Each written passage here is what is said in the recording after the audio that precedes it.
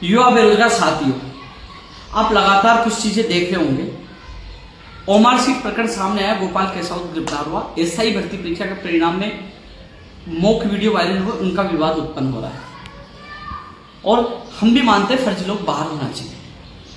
Paper leak को लेकर कई विवाद सामने है। लगातार आपने देखा होगा कि सोशल मीडिया पर कई ऐसे लोग हैं जो किसी पार्टी विशेष, किसी नेता विशेष या किसी वर्ग विशेष से जुड़े हुए, उनका काम यही कि जब भी मौका मिले माहौल खराब करना। उनका उद्देश्य नहीं कि हम युवाओं की पीड़ा को समझे, उनका साथ है, उनका कोई उद्देश्य नहीं। साथियों, मुझे आज भी याद है जब 24 दिसंबर को जो पेपर लीक हुआ सेकंड ग्रेड का, सुबह मैं परीक्षा केंद्रों पर पहुंच गया था। जब पेपर लीक हुआ तो युवाओं के साथ खड़ा था और 28 दिसंबर को पहला आंदोलन शहीद स्मारक पर किया, मोर्चा खोला। 4 जनवरी को चोमू में रैली निकाली। 6 या 7 जनवरी की बात है, नागौर में। 10 तारीख को कर्मचारी चयन बोर्ड, 11 तारीख को जोधपुर, 13 तारीख को शाहपुरा, 16 तारीख को, 19 तारीख को, 23 तारीख को, लगातार 28 तारीख को और 7 फरवरी को आरपीएससी के बाहर प्रदर्शन किया। यानी कि लगातार 10 से 11 बड़े प्रदर्शन किए, हजारों की संख्या में युवा इकट्ठे हो और हमने paper leak mafia, paper leak के खिलाफ मोर्चा खोला और उम्र कैद की सजा के कानून की मांग लगातार हम कर रहे हैं। और राज्य सरकार ने हमारी मांग को माना। माननीय मुख्यमंत्री जी ने 12 मार्च को सहमति जताई थी और वो आप युवा आयन के, आपने जो मेरा साथी है, आपके संघर्ष की एक बड़ी जीत है। लेकिन वो धरातल पे लागू हो और ये अपराधी जेल के अंदर हो, सब तब हमारी बड़ी जीत होगी। 21 तारीख को ये कानून हमारे संघर्ष के बदौलत विधानसभा में पारित हो रहा है, राष्ट्रपति महोदय जी के पास भी जाएगा अनुमोदन के बाद, प्रभावी तौर पर लागू होगा। लेकिन ये आपके संघर्ष का परिणाम है। साथियों, जब 7 फरवरी को हम आरपीएससी के बाद लट खा रहे थे, हमें जब जेल में डाल दिया गया, तब ये तमाम लोग जो आज बुछार मचाए वो चुप थे। साथियों, युवा बेरोजगारों की पीड़ा मैं समझता हूं पिछले 11.5 साल से आप लोगों के लिए लड़ रहा हूं। जो लोग सवाल उठा रहे कि उपेंद्र यादव तो बोला ही नहीं, तो मैं आप बता दूं, जब सब लोग सो रहे थे तब उपेंद्र यादव 10 से 11 रैलियां 28 दिसंबर से लेकर और 7 फरवरी तक, जब तक मुकदमा दर्ज नहीं हुआ, जेल नहीं गया, जब तक युवाओं के लिए लड़ता रहा। और आज भी मैं लगातार आप लोगों की आवाज उठा रहा हूं, चाहे वो 1111 फीट का विश्व का सबसे बड़ा ज्ञापन देना हो, चाहे युवा बेरोजगार महासम्मेलन करके आवाज बुलंद करनी हो। साथियों, कई लोग कह रहे हैं कि जो नई भर्तियों की मांग क्यों कर रहा है। साथियों, नई भर्तियों का भी लोग इंतजार कर रहे हैं। 1 लाख भर्तियों के लिए सरकार ने घोषणा की थी। उनकी भर्ती परीक्षाओं का कैलेंडर जारी हो, जो लगातार मैं वो व्यक्ति हूं पहला जो उपेंद्र यादव जो आवाज उठा रहा, कोई भी राजनेता आवाज नहीं उठा रहा, क्योंकि 2 महीने बचे हैं। जुलाई जा चुका है एक तरह से, अगस्त और सितंबर बचा, अक्टूबर आचार संहिता लग जाएगी, तो 1 लाख भर्तियों का क्या होगा जो राज्य सरकार ने घोषणा की थी। और 10 फरवरी की एक भर्ती की घोषणा नहीं की, मैंने अंत का त्याग किया और 15 फरवरी को शहीद स्मारक पर बैठ गया। 16 फरवरी को सरकार ने घोषणा की, वो भी संघर्ष के बदौलत। और आज इन भर्ती परीक्षाओं का कैलेंडर जारी करवाने के लिए हम संघर्ष कर रहे हैं। रीट पात्रता परीक्षा की तिथि, सीटी पात्रता परीक्षा की तिथि की जारी करवाने का मांग कर रहे हैं। हालांकि सीटी में जो शीतलता की जो 40% की मांग भी जारी है, लेकिन रीट पात्रता के लोग भी अभ्यर्थी मांग कर रहे हैं। साथियों, सबसे बड़ी बात है कि मैं वो व्यक्ति हूं जो पेपर लीक के लिए भी लड़ता हूं, नई भर्तियों के लिए लड़ता हूं, प्रक्रियाधीन भर्ती की ज्वाइनिंग के लिए भी लड़ता हूं। तो साथियों, 25 जुलाई को एक बार फिर मैं मोर्चा खोल रहा हूं आपकी मांगों को पूरा करवाने के लिए। साथियों, जो तमाम लोग ये कहते हैं कि उपेंद्र यादव प्रदर्शन करता है और फिर लगातार क्यों नहीं करता, तो मैं उनको पूछना चाहूंगा, आप इतने हितैषी हो तो आप कर लीजिए ना। मैं तो 25 को कर रहा हूं, आप उससे पहले कर लीजिए। तो गोपाल केसावत का जब ओमार सीट प्रकरण सामने आया, एसआई भर्ती प्रकरण सामने आया, तो आप इतनी हितैषी हो तो क्यों नहीं धरना प्रदर्शन कर रहे हो। राजनीतिक पार्टियां भी एक दिन प्रदर्शन करके दूसरे दिन रुक जाती है, लेकिन उपेंद्र यादव लगातार आप लोगों के लिए लड़ रहा है। और 25 जुलाई को एक बार फिर आप सभी से मैं निवेदन करना चाहूंगा, मात्र 2 महीने बचे हैं। एसआई भर्ती में जो असंदिग्ध जिन लोगों की शिकायत है उनको जांच करके उनको बाहर करें। ईओ भर्ती में जो ओमार सीट प्रकरण जो आ रहे हैं, इनकी भी जांच होनी चाहिए। किस किस के पास वो लाभ पहुंचा है, किस किस सदस्य का रोल है, सबकी जांच होनी चाहिए। ईओ के साथ न्याय होना चाहिए, ईओ आरओ भर्ती के अभ्यर्थियों के साथ न्याय होना चाहिए।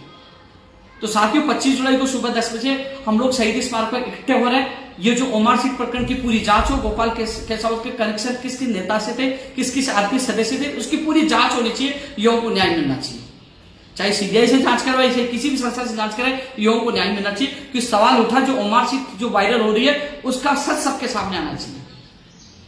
अध्यापक भर्ती में चयनित अभ्यर्थियों की ज्वाइनिंग अगस्त या सितंबर 1 तक होनी चाहिए। हालात ये गंभीर बने हैं कि मुझे नहीं लगता कि जिस प्रकार जो प्रक्रिया चल रही है, जिस प्रकार धीमी प्रक्रिया चल रही है, अगस्त एंड तक परिणाम जारी होगा और ये लोग जो सितंबर में, यानी कि सितंबर एंड में भी आचार संहिता लग सकती है। तो सभी युवाओं से अपील करना चाहूंगा, अध्यापक भर्ती के भी अभ्यर्थियों से भी, फर्स्ट ग्रेड के अभ्यर्थियों से भी, और पीटीएससी तमाम जो चयनित जो भर्तियों के एग्जाम दे चुके हैं उन सभी अभ्यर्थियों से निवेदन करना चाहूंगा कि 2 महीने आपको 25 जुलाई को सुबह 10 बजे कर्मचारी चयन बोर्ड पूछ रहा है, यानी कि प्रक्रियाधीन भर्तियों की नियुक्ति प्रक्रिया भी पूरी करवाने के लिए, paper leak mafia OMR sheet प्रकरण को लेकर जांच हो, न्याय मिले युवाओं को, और साथ में जो 1 लाख भर्तियों की जो मांग कर रहे हैं, चाहे वो चिकित्सा विभाग की हो, चाहे चिकित्सा शिक्षा विभाग की हो, सभी विभागों की जो बात करें, चाहे वो पंचायती राज जेईन हो, चाहे कनिष्ठ अनुदेशक हो, चाहे वो ब्लड बैंक की जो तमाम लोग हैं जो मांग कर रहे, तमाम भर्तियां हो, पर्यटक के जो गाइड्स मेरे साथ आए थे उनकी मांग हो, युवा बेरोजगार की तमाम मांगों को लेकर 25 तारीख को मोर्चा खोल रहे हैं। साथियों, जो युवा हितैषी बनने की बात कर रहे हैं वो करिए ना, कौन कह रहा है, वो आपके साथ नहीं आएंगे, केवल सोशल मीडिया पर ही आपको ज्ञान देंगे, वो कहेंगे ये क्यों कर रहे हैं, ये क्यों कर रहे हैं। साथियों, एक उपेन्द्र यादव है जो साथ खड़ा रहता है। मुझे पता है कि 2 महीने बच के संस्कृत शिक्षा विभाग की, चाहे कंप्यूटर अनुदेशक हो, चाहे थर्ड ग्रेड हो, चाहे लाइब्रेरी पीटीआई हो, उनकी विज्ञप्तियां भी जारी करवानी है, और सामान्य शिक्षा विभाग में भी कंप्यूटर अनुदेशक सहित कई भर्तियों की विज्ञप्तियां जारी करवानी है। यानी कि 1 लाख जो भर्तियां हैं, जो राजस्थान पुलिस हो, चाहे एसआई हो, चाहे पीटीआई हो, तमाम, चाहे फर्स्ट ग्रेड हो, चाहे सेकंड ग्रेड हो, चाहे रीट पात्रता हो, चाहे सीटी में जो छूट का मामला चल रहा हो, तमाम मांगों को लेकर 25 जुलाई को एक बार हम मोर्चा खोल रहे हैं। सभी युवाओं से मैं अपील करना चाहूंगा, 25 जुलाई को आप सब पहुंचे अधिक से अधिक संख्या में, क्योंकि लास्ट आंदोलन होगा, ये लास्ट आंदोलन है। इसके बाद आपको पता है कि अक्टूबर में आचार संहिता लग जाएगी, सितंबर एंड या अक्टूबर में आचार संहिता लग जाएगी, उसके बाद भर्ती प्रक्रियाओं का रास्ता भी बंद हो जाएगा।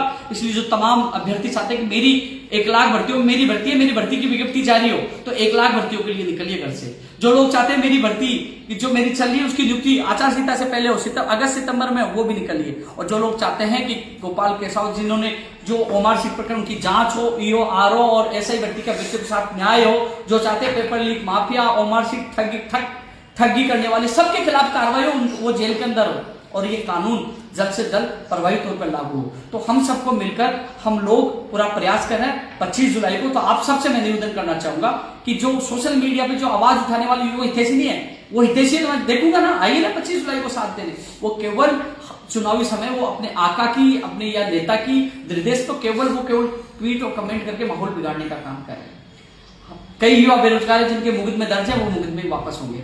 कई लोग कहते हैं कि उपेन्द्र यादव सरकार को कई बार धन्यवाद देता है। तो साथियों, जिस कुर्सी पे मैं बैठा हूं, राजस्थान बेरोजगार एकीकृत महासंघ जो मैं चला रहा हूं, जहां अच्छा काम होगा सरकार का धन्यवाद दूंगा, क्योंकि काम करवाने के लिए हमें सरकार के पास ही जाना पड़ता है, और काम करवाने के लिए मुझे जिस यानी कि मुख्यमंत्री जी के पैर पकड़ने पड़े तो मैं पकड़ूंगा, क्योंकि मुझे 1 लाख प्रत्याधीन भर्तियों को भी पूरा करवाना है, 1 लाख नई भर्तियों की विज्ञप्तियां भी जारी करवानी है, और जो कानून हमारे संघर्ष के बदौलत है उस कानून को प्रभावी रूप से लागू करवाकर और पेपर लीक माफिया, ठगी, दलाल सबको जेल के अंदर डलवाना है। तो तमाम युवाओं से अपील करना चाहूंगा कि 25 जुलाई को सुबह 10 बजे अधिक से अधिक संख्या में पहुंचकर इस आंदोलन को सफल बनाइए। एक दिन का ही आंदोलन है, मैं आपको बता दूं, 1 दिन का ही आंदोलन है, और 1 दिन में ही आप हजारों की संख्या में आइए, क्योंकि चुनावी समय सरकार और सबकी नजर रहेगी कि चुनावी समय यदि हजारों लाखों की संख्या में पहुंचते तो सरकार को भी मजबूरी में संज्ञान लेकर हमारी मांगों को पूरा करना होगा। तो साथियों, 25 जुलाई एक दिन आपके भविष्य के लिए जो तमाम लोग हैं जो नई भर्तियों का इंतजार कर रहे हैं, लंबित भर्तियों को पूरा करने का इंतजार कर रहे हैं, पेपर लीक माफिया के खिलाफ कार्रवाई की मांग कर रहे हैं, पारदर्शिता के साथ भर्तियां हो, आरपीएससी